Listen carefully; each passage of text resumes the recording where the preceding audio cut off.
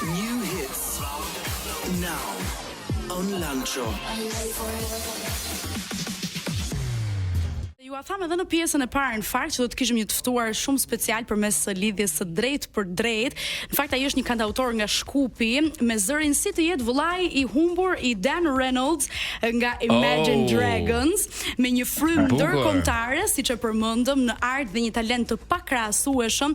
Jon Ajdini është i ftuar në Lancho për sonte, ose ndryshe njohur si Jon Ajdi. Mirëmbrëma. Mirëmbrëma, mirë se erdhe.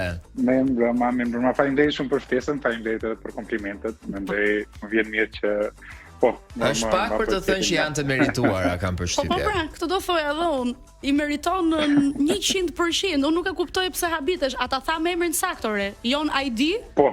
Okej, super. Po, Jon Ajdi, ashtu e bëm. Mendoj Jon Ajdi është emri i plot, Jon Ajdi e bëm me y, pasi që të lexohet si Jon emri im dhe Ajdi gjysa e mbiemri. Është shumë interesante në fakt, edhe për këtë do të pyesim edhe në VMC të programit, por Jon, na trego pak më shumë rreth fëmijërisë tënde, si lidhet për shembull ajo me muzikën dhe a mendon se dolëm direkt në temë. A mendon se nëse nuk do të kishe patur familjen pranë radios, a do të ishe ende një muzikant?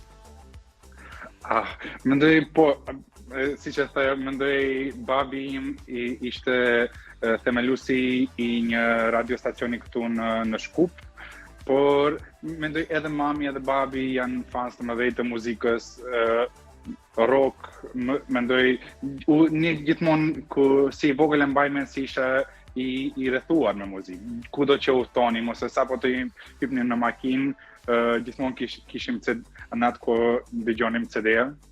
Kështu që me që jemi këtu, doja të pyesja, me që the që je rritur me muzikë, me çfarë lloj muzike je rritur? Domethënë, çfarë lloj CD-sh kanë shoqëruar përgjatë fëmijërisë tënde?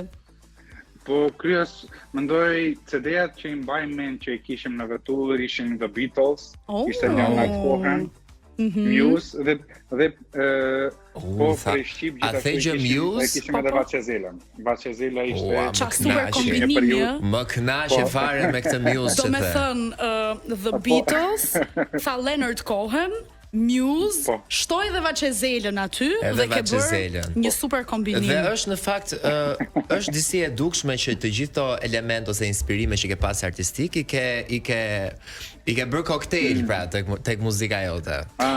Po, mendoj se është mënyrë e mirë për ta përshkruar muzikën time. Mendoj se e ndjej unë sikur janë influenca ime më e madhe në ato që shkruaj dhe performoj. Është bukur në fakt kur disa artistë janë në gjendje të identifikojnë, po themi, ato faktorët që i kanë shtyr drejt rrugës së muzikës dhe që vazhdimisht i inspirojnë. Mirë, po një gjë Jon që doja të pyesja është se ne folëm për fëmijërinë tënde, fakti që babaju yt ka patur një stacion radioje, dhe nga ana tjetër fakti që ti je rritur me muzikë gjatë gjithë jetës tënde, por le të flasim për momentin kur muzika u gërshetua shumë ngushtë me jetën tënde personale, pasi ti në moshën 16 vjeçare fillove ta eksploroje veten tënde përmes muzikës. Si ka qenë rrugtimi yt nga atëherë deri tani? Dhe çfarë ka ndryshuar në perceptimet e tua artistike? Flasim këtu që me këngën Gentle, që është bërë e para pjesë në klasifikimin në The Top List. E vërtet, po mendoj mënyra se si fillova ishte në 16 vjet, babi kishte kitar që e mbante në zyre në atë kohë dhe e luta që ta sjell në shtëpi, e solli dhe fillova të mësoj të bie gitarës, të luaj në gitarë nëpërmjet videove në YouTube. Shumë shkurt pas asaj, po ende nuk këndoja. E kisha pak si turp të këndoj para të tjerëve. E mbaj mend ishte një periudhë kur rastësisht motra kaloi afër dhomës sime dhe më dëgjoi duke kënduar. Dhe pas asaj më tha but, po okay, këndon, nuk këndon edhe aq keq. Në fakt, kam dëgjuar keq, po jo dhe aq keq të tha motra. Si ai termi që është bërë viral të ditët e fundit, medium singer. Medium singer. Që këndon, domethënë, po s'këndon aq mirë, thjesht ditë këndon. Mendoj unë kam dëgjuar disa incizime që kam bërë edhe pas asaj, ndoshta nuk e di pse kam menduar se kam kënduar mirë, po Po mendoj se ishte shtytje e madhe për mua që të vazhdoj të mësohem të këndoj. Dhe po, pas 5 viteve diku më duket se në 21 vjeç isha kur e publikuam Gentle. Dhe kisha fatin që arriti të jetë dhe më duket nëse zgaboj në vendin e 6. Shumë e mirë kjo. Po, shumë. Mendoj po isha mjaft i lumtur tani.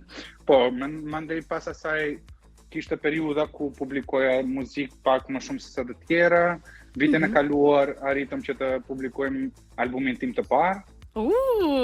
Bukur. Që ishte me 5 këngë të reja dhe 4 këngë të cilat i kisha publikuar pak më herët. Gentle është njëra prej tyre.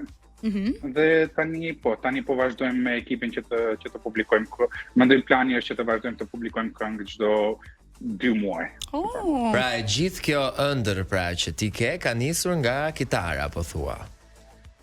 Ka nisur nga kitara. Imagjino, se më vjen tani ndërmend se sa herë që kemi intervista me të ftuar, sidomos një kur të frymëzojnë shumë, më vjen një lloj vizualizimi në mendjen time.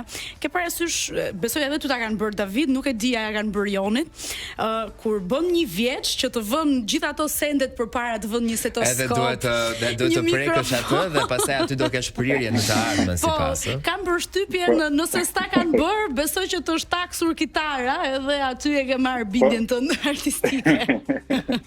Po mendoj ishte zbulim edhe për mua se mendoj unë kur nisa të bie kitarës ishte vetëm se kisha dhe kohë të lirë dhe më desha të këndoj kënga që doja ti dëgjoja. Po shumë shkurt pas asaj ende nuk i dija të gjitha akordet, zbulova mora vesh që dua të këndoj këngët e mia. Kështu që fillova të shkruaj shumë herët pas asaj, edhe para se të filloj të këndoj para të tjerëve, unë fillova që të shkruaj këngët e mia dhe e pash se aty e zbulova se aty më qëndron kënaqësia më e madhe, është te krijimtaria e këngëve të reja dhe materialeve të reja që vijnë prej meje brenda.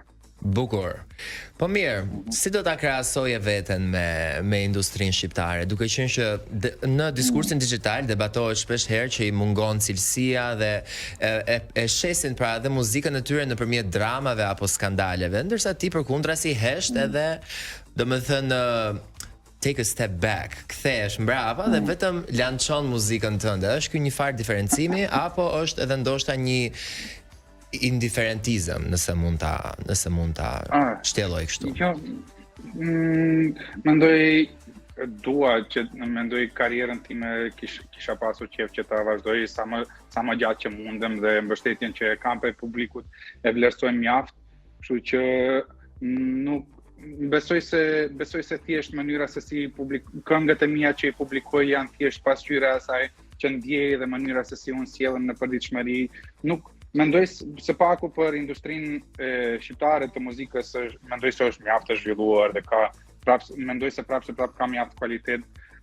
Çka ndoshta mungon është ajo që ndoshta nëse kuptova saktë është që ndoshta mungon përfshirja në zhanre të ndryshme. Mendoj se është shumë e koncentruar në një po mendoj se unë për vetem nuk besoj se ka zhanre të keq, mund të ketë ndonjë këngë që ndoshta është më e mirë se tjetra ose diçka ashtu.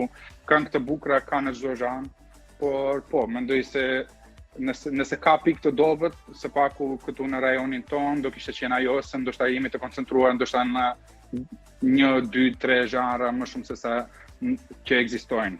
Dhe e përmbledh shumë bukur Joni të gjithë këtë pyetje që Davidi sapo të bëri. Imagjino në thjesht 2-3 pyetje i bën dhe ai 2-3 pyetje dhe kuptuam shumë në fakt që pra ka nisur nga kitara, ka një themel shumë të fortë artistik që mbështetet edhe nga prindërit, pra duke qenë që kanë edhe një radio në pronësi. Është një gjë shumë e bukur të jesh Jon ID në këtë moment, ë? Po. Mund të thuhet ashtu. Tingëllon vërtet shumë bukur. Jon, doja të pyesja, duke qenë që Don't Break It është një këngë e kënduar në gjuhën angleze, pse ke zgjedhur të jesh, po themi, ekskluzivisht në këtë gjuhë sa i takon artit tënd, se edhe emrin e ke formatuar të tillë që të përshtatet me të. Në qoftë se arsyeja ka qenë, po themi, publiku i huaj, sa ja ke dalë ti në këndvështrimin tënd? Po, mendoj pikërisht është ajo arsyeja, ndoshta nuk është vetëm publiku i huaj, por është thjesht për të arritur në publik më të gjerë, që të kemi mundësi ta publikojmë në rreth botës. Dhe në fakt mendoj njerëzit që i kemi si Dua Lipa, si Rita Ora na lejojnë, më duket që edhe ne të tjerëve të besojmë se mund të përhapemi dhe më gjerë në publikun më të gjerë. Po. Jo, e shtrojnë terrenin. Këtë doja të thoja, domethënë pajtohem me atë që thua ti. Po. Jo, një kuriozitet që më fal. Okej, vazhdo. Jo, nuk kam, okay, në rregull. Një kuriozitet që mësova për ty në fakt kur po bëja këto detyrat e shtëpisë që bëjmë neve, ke qenë shumë afër magjisë së Eurovisionit në mos gaboj. Ke konkuruar në një festival në Maqedoni ku ke qenë një finalist. Pra, për pak sa nuk e rrëmbeve atë eksperiencë. Ka qenë për ty diçka e bukur apo një dritare që të tregoj se ndoshta nuk duhet ta hidhja pra atë hap? Jo, ishte shumë eksperiencë e bukur, pasi shumë njerëz jo vetëm në Maqedoni, por edhe në Shqipëri dhe Kosovë, por edhe më larg, shfaqen shumë mbështetje për mua dhe ishte mënyrë, ishte Dreams që është kënga dhe nëpërmjet Dreams shumë njerëz më dëgjuan për atë të parë edhe se kisha publikuar këngë më herët, kështu që mendoj se ishte hap i dur. Do kishte qenë shumë rast i bukur që të kalojas, pasi do isha një pari shqiptar prej Maqedonie që do kisha marrë pjesë që do e kisha përfaqësuar Maqedoninë në Eurovision si ka pas, por asnjëherë si single act, si këngëtari i vetëm. Po, kështu që po. Do ta provoje sërish si eksperiencë? S'ka gjë. Ndoshta tani për momentin Maqedonia nuk dihet në fakt nëse do merr pjesë në festivalin e ardhshëm të Eurovisionit. Por nëse shfaqet shansa, pse jo? Shiko, kur ke qenë aq pranë fitores, besoj që tashmë edhe mund ta rrëmbesh, ë? Absolutisht që mund ta rrëmbesh, sepse edhe rritesh profesionalisht, pra, dhe ndërton një repertor më të gjerë artistik, por edhe talentin ti e zhvillon më tepër, e degëzon, pra, edhe në shumë rryma të ndryshme artistike. Po mëson edhe ato gabimet që mund të kesh bërë në edicionin më parshëm. Patjetër. Kështu që është një win-win situata. Ndërkohë flasim pak për Don't Break It, që është kënga juaj që aktualisht ndodhet në The Top List në vendin e 17. Tingëllon në fakt si një thirrje mes zemërimit dhe mallëngjimit, të paktën kështu më duk mua. A vjen kjo nga ndonjë përvojë personale apo ke dashur që thjesht të përçosh një mesazh të bukur në audiencën që të ndjek edhe të lavdëron pra? Po, mendoj mënyra se si shkruaj këngë gjithmonë janë prej zakonisht nëse jo gjithmonë janë prej eksperiencave, përvojave të mia personale. Kjo këngë në fakt është këngë që e kam shkruar diku 4-5 vite më herët. Dhe ishte saktë ashtu që isha në lidhje ku nuk ndjesha dhe aq mirë dhe ndjesha sikur gjithçka më ishte marrë, dhe ndjesha pak i përdorur. I shfrytzuar nga personi tjetër dhe ishte si refreni që thotë është vetëm zemër mos e thyej. Mos ma the. Të lutem vetëm zemër ma le. Pra që ka një reflektim mbi mënyrën se si njerëzit e trajtojnë dashurinë si të përkohshme. Mund ta themi këtë? Po. Me sa duket, Konstantini ynë pi ujë në këtë situatë. Konstantini ynë pi ujë.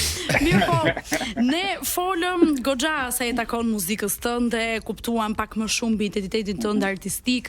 Mirë po, ka edhe disa detaje të tjera që duhet i evidentojmë gjatë një interviste dhe kur përpiqemi të kuptojmë pak më shumë për një artist, siç është edhe inspirimet që ti merr, jo thjesht nga ato CD të famshme që na tregove, po dhe nga artistët që ti vazhdimisht frymëzohesh.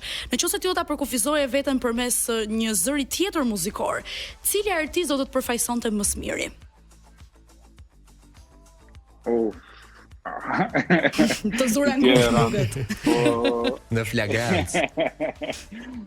mendoj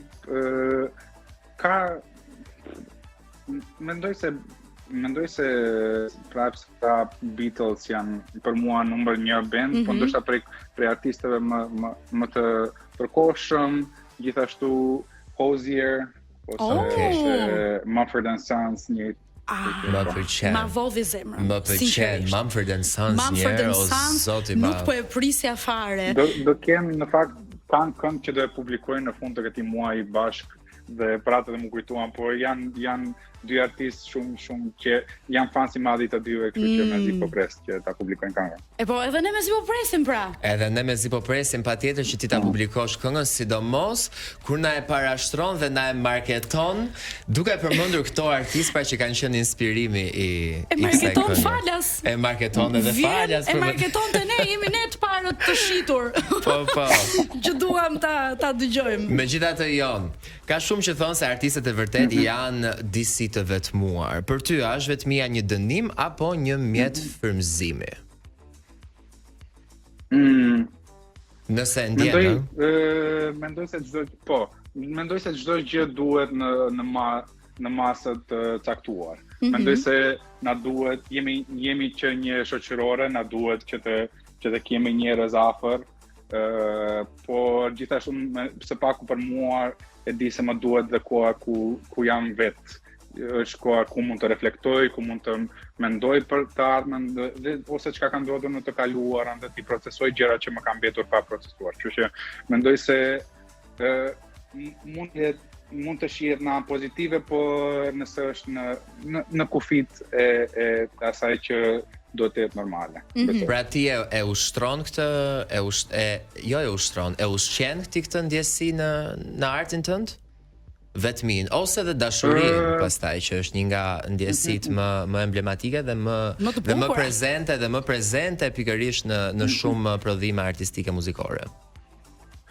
Po, përveç se mendoj Don't Break It është rast i veçantë ku mendoj këngën e kisha të shkruar unë, por pastaj hyra kishim sesion me artistë tjetër si Arman Paul ku rishkruam disa tekste, disa strofa dhe por zakonisht kur shkruaj vetë.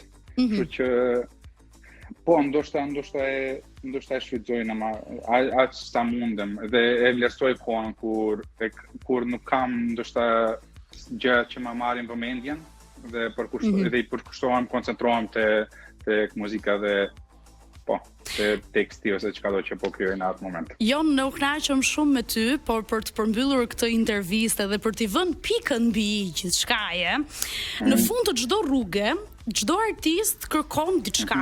Çfarë kërkon Jon Ajdini për te notave muzikore? Si individ, si filozofia jote jetësore. Dhe nëse nuk do bëje muzikë, ku do ishe? Po. Aha. Pyetje mirë. Mendoj ku do isha me siguri ndoshta do mirësha me diçka prapë me art. Rreth artit, ndoshta diçka tjetër, ndoshta do ngjyrosja, ose do aktroja. Okej. Po mendoj mesazh, me motoja me të cilën mendoj mundohem që ta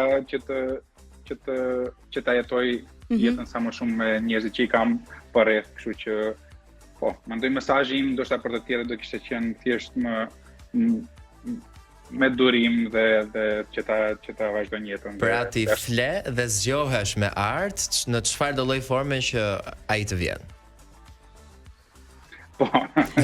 Dhe mesazhi me të cilin na la të gjithëve, me qetësi, me dashuri, me pozitivitet, me empati dhe me çdo ndjesi të bukur, se nuk e di tani që më përmendi Hozier dhe Mumford & Sons, se vetmja gjë që mund të mendoj janë të gjitha gjërat që thot bëjnë shumë sens me zhanrin që këndon, Bëjnë patjetër shumë sens. Bën realisht shumë sens. Ne të falenderojmë shumë që ishe me ne sonte dhe që ndave një pjesë nga historia jote muzikore, po edhe personale me ne.